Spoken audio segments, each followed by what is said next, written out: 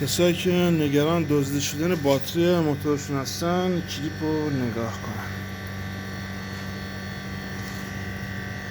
اگه یه دونه هواکش فلزی هم داشته باشید خیلی بهتره. هواکش رو باز بکنید و فعلا داخلش در بیاریم. باتری رو به این صورت بذارید داخل. دو تا بس کمربندی رو بزنید. فیلم همینجا میبندمش بعد محکم کارش کنم. دو تا بس کمربندی رو جهت داخل میذارید.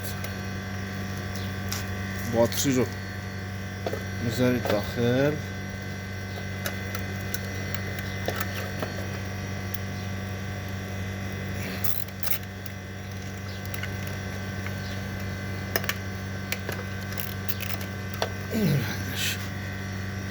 سعی کنید از هواکش فلزی استفاده کنید. بعد مثبت و منفی باتری هم از زیر زین از توی سوراخ هواکش بیارید و خب زین موتور رو در میارید.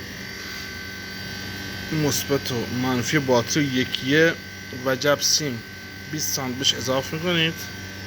از بالای هواکش میارید داخل. مثبت و منفی و مثبت رو وصل میکنید به هم. و بس کمربندی هم خوب اینا رو محکم میکنید. السلام. برای اینکه اینا یک اتصال به بدن نداشته باشن اتفاق نیفته چسب کاغذی هم اینجوری بزنید روش. السلام. بعد دیگه در پوش هواکش رو میذارید. خیلی عالی میشه.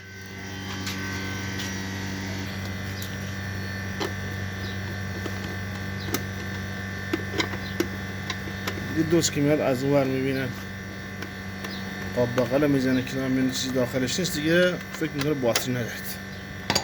مثلا موتورم روشن کنم.